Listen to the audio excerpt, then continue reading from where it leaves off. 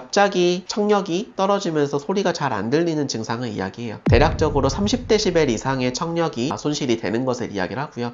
한쪽 귀가 잘 안 들리시는, 바스락거리는 소리도 잘 못 들으시는 이런 경우도 좀 많이 봤습니다. 근데 돌발성 난청은 사실 다른 요인에 의해서 여러 가지 원인이 섞여가지고 발생하는 경우도 많기 때문에 치료 호전을 빠르게 못 보셨다면 이렇게 표현을 하고요. 그리고 만들어주는 이런 시술을 진행을 합니다. 보이지 않는 것도 요거를 불편하다고 호소를 하시니까 치료를 해드리는 건데요. 이런 경우에는 이제 체질이라는 거를 고려해서 네, 안녕하세요. 낫게 해드리고 싶은 진심 수원 영통의 올치아니온 대표 원장 김영서라고 합니다.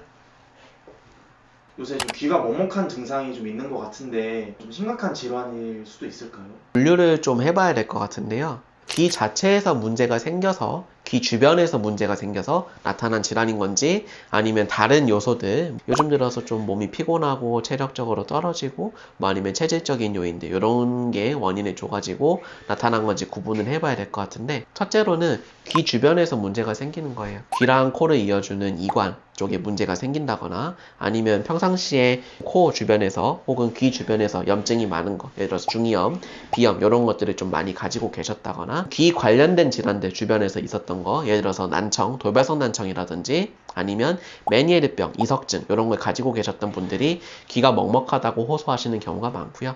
그리고 그거 외에도 요즘 들어서 스트레스 받고 힘들고 이런 경우에도 체력적으로 떨어지고 또 체질적으로도 소음인이나 태음인 이런 귀나 코가 기능이 떨어지는 분들은 굳이 아까 말씀드렸던 그러한 증상이나 이런 것들을 진단받지 않으셨더라도 귀 먹먹하다는 표현을 하실 수가 있어요. 그 말씀하신 것 중에 돌발성 난청이라는 게 저도 좀 인터넷에서 본 것 같거든요. 혹시 여기에 대해서 좀 설명을 해주실 수 있으실까요?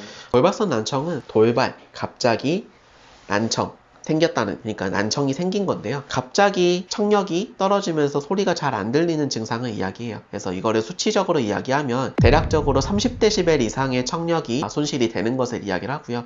그리고 일단 갑자기라는 게 중요합니다. 이제 노화에 의해서 이렇게 서서히 청력이 떨어지는 게 아니라 갑자기 나타난 거고요.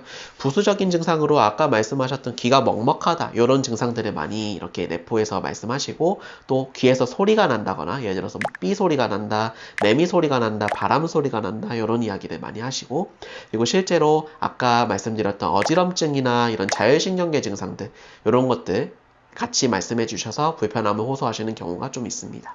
그럼 청력을 나중에 잃게 될 수도 있을까요? 네, 실제로 코로나 후유증으로 돌발성 난청이 나타나는 경우가 좀 있었는데요. 감기 이후 혹은 코로나 이후 증상에 좀 더 국한해서 치료를 받으시다가 치료 타임은 놓치셔가지고 실제로 청력 손실이 된 채로 이렇게 유지가 돼서 점점 떨어지고 한쪽 귀가 잘 안 들리시는, 바스락거리는 소리도 잘 못 들으시는 이런 경우도 좀 많이 봤습니다. 좀 소리가 잘 안 들리거나 이런 이상이 있는 것 같다고 하면은 검사를 빨리 받아보는 게 그래도 좋겠죠. 가장 중요한 것이 청력 손실이 있는지 없는지를 구분하는 게 중요하기 때문에 빠르게 병원에 가셔가지고 청력에는 크게 이상이 없는지 요거를 판단해 보시는 것이 중요합니다.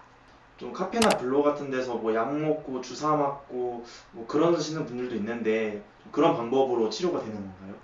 네, 우선은 제1요법이 서울대 의학정보에 따르면 스테로이드가 맞아요. 그래서 일단 내 몸이 크게 건강하고 불편한 게 없다면 그리고 그런 상태에서 돌발성 난청을 경험하셨다면 스테로이드 요법 예를 들어서 고농도의 스테로이드를 복용하신다거나 아니면 일반적으로 또 많이 처치하는 게 고막주사 혹은 고산소 치료 이런 것들을 경험하시는 게 맞습니다. 근데 돌발성 난청은 사실 다른 요인에 의해서 여러 가지 원인이 섞여가지고 발생하는 경우도 많기 때문에 치료 호전을 빠르게 못 보셨다면 저한테 문의를 주셔도 좋을 것 같아요. 한의원에서는 어떤 식으로 치료가 진행이 되나요?